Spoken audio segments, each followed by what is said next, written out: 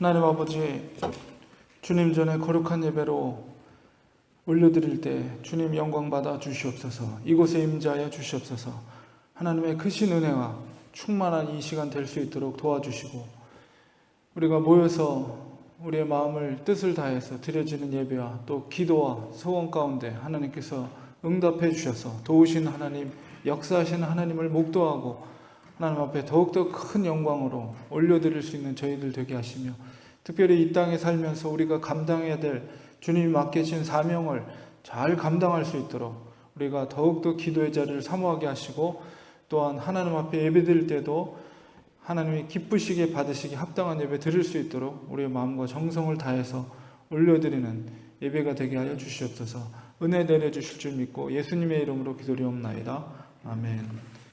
우리 민수기 19장 1절에서 10절까지 우리 한 목소리로 같이 읽겠습니다.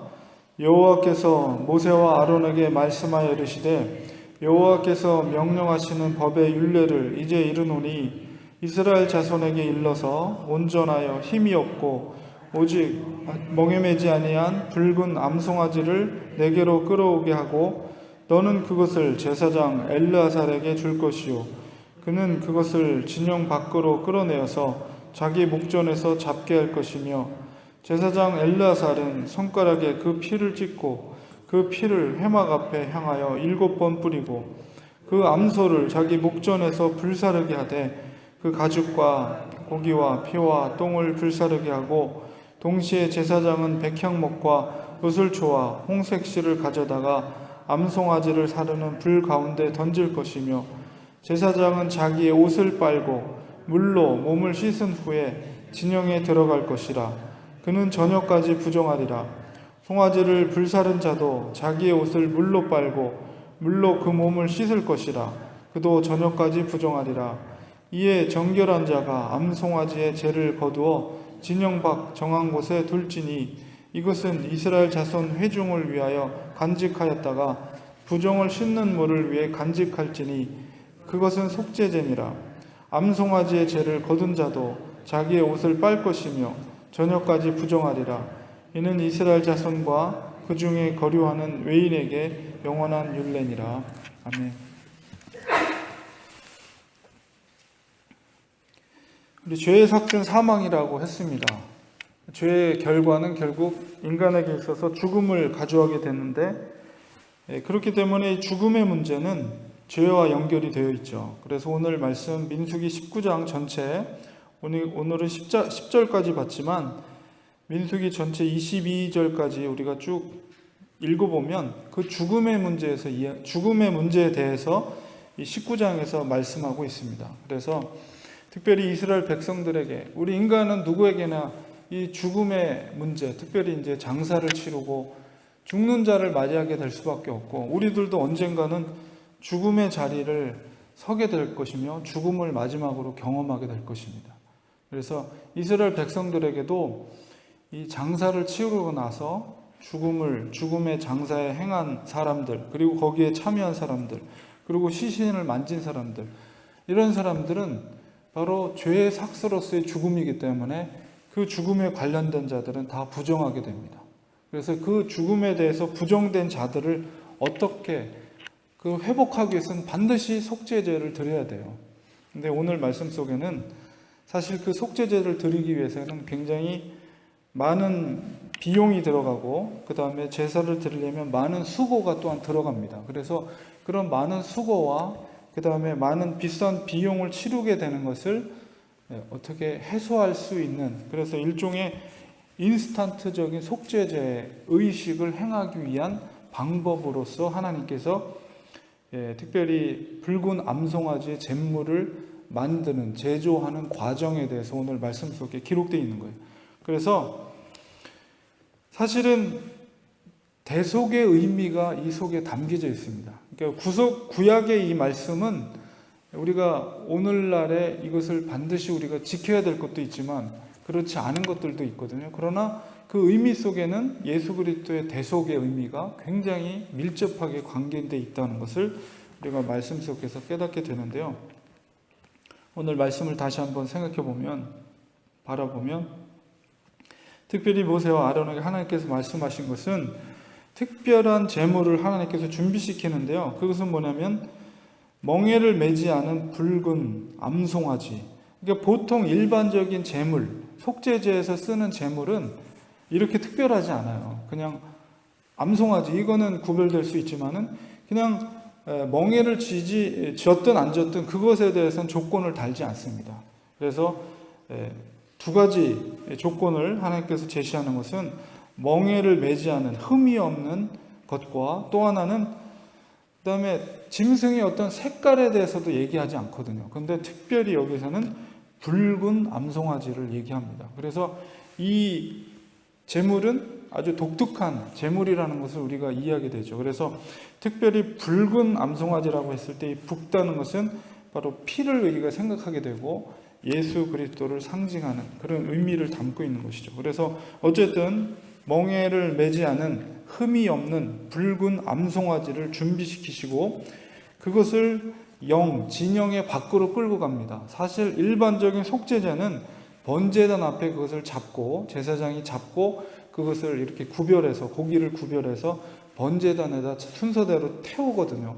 태워서 그 연기를 하나님 앞에 흠양하게 하나님 앞에 제사로 올려드리는데 그것과는 다릅니다. 그래서 이것을 이 붉은 암송아지를 진영 밖으로 끌고 가서 제사장이 보는 앞에서 사람들이 그것을 이제 잡는 것이에요. 잡고 그 피를, 그 암송아지의, 붉은 암송아지의 피를 제사장이 이제 손가락에다가 찍어서 그것을 회막 앞을 향해서, 진영 밖이니까 회막이 어느 쪽에 있는지 방향이 잡히겠죠. 그래서 그 진영 회막을 향해서 이 제사장이 그 피를, 붉은 암송아지의 피를 찍어가지고 7번 뿌립니다.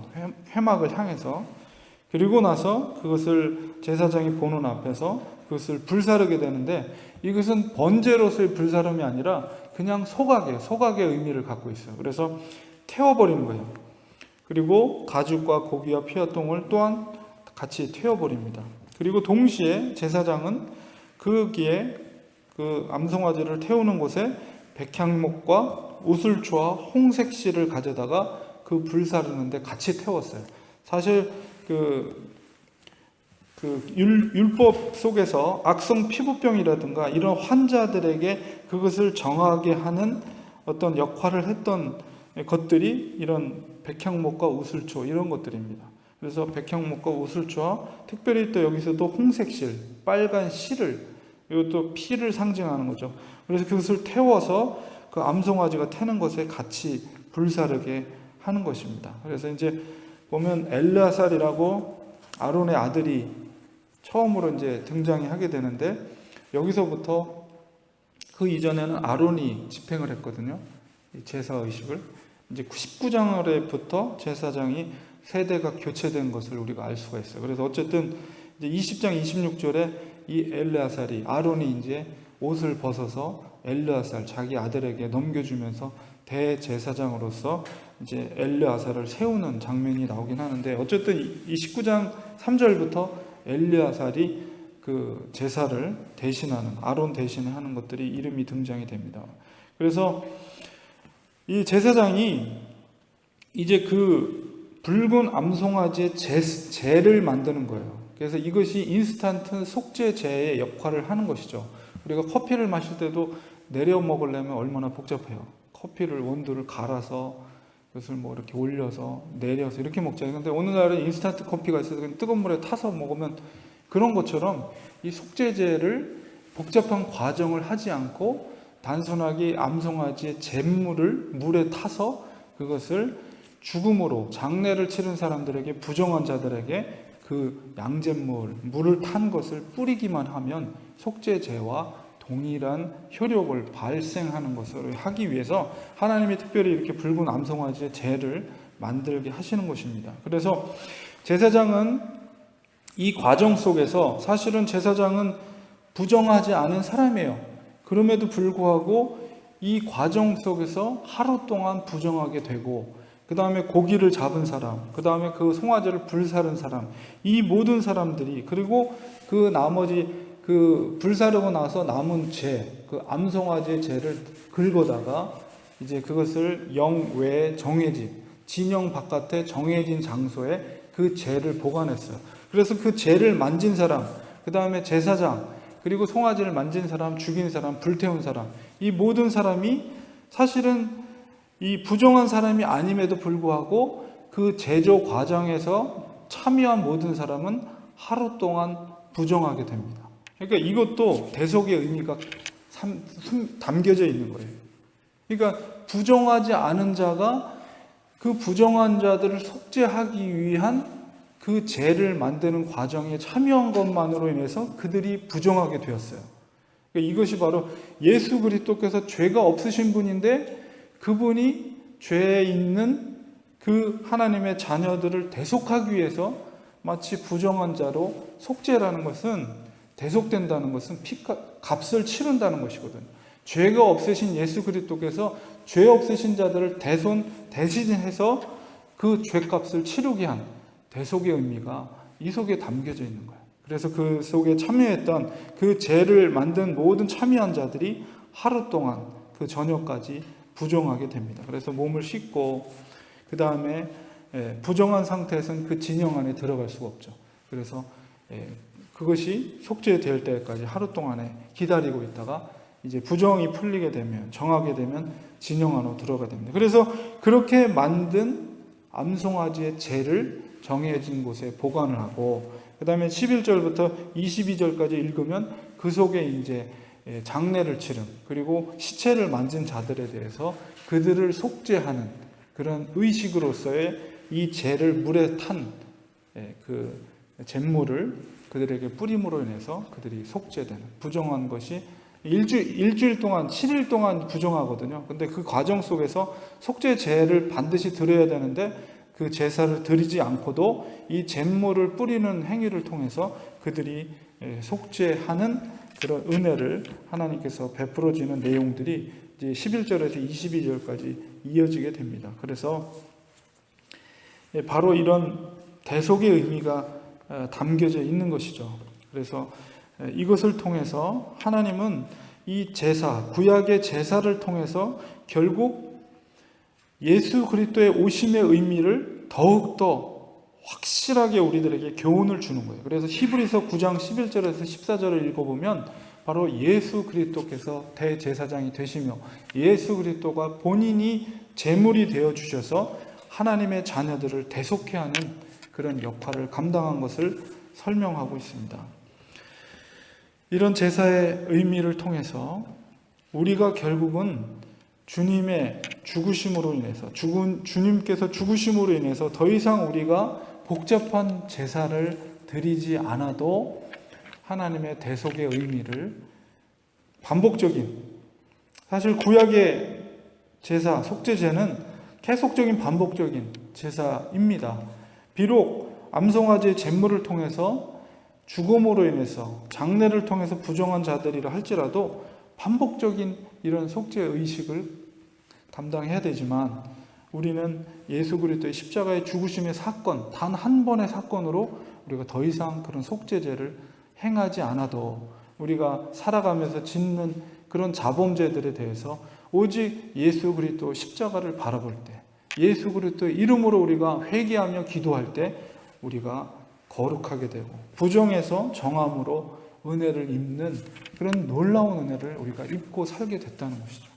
그러니까 얼마나 큰 하나님의 크신 은혜를 우리가 덧입었는가, 이런 복잡한 그 제사의 의미, 속죄의 과정을 통해서 우리는 그것을 다시 한번 깨닫게 되면서, 그렇습니다. 주님, 하나님 우리에게 얼마나 큰 은혜를 우리에게 베풀어 주셨는지, 독생자 그리스도를 이 땅에 보내주신 그 사건이 바로 나를 위한 하나님의 놀라우신 은혜와 사랑이라는 것을 다시 한번 이 과정을 통해서 우리가 깨닫게 됩니다.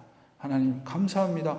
우리가 정결함으로 살게 하시고 혹 우리의 연약함으로 인해서 살아가다 지은 죄에 대해서 하나님 앞에 철저하게, 그리고 예수 그리스도를 바라보면서 우리가 회복되는 그런 은혜를 입는 우리가 되게 하시고, 우리가 늘 주님 앞에 받은 은혜에 감사하면서 우리가 율법을 억지로 지키는 그런 것이 아니라 하나님의 베풀으신 그 크신 은혜에 자원하는 마음으로, 감사하는 마음으로 하나님의 말씀에 순종하는 우리가 될 수 있도록 은혜를 베풀어 주옵소서. 이런 태도와 자세로 우리의 믿음 생활을 해나가는, 우리의 은혜의 시대에 믿음 생활을 해나가는 하나님의 백성들, 거룩한 하나님의 백성들 되기를 주님의 이름으로 축원드립니다. 기도하겠습니다.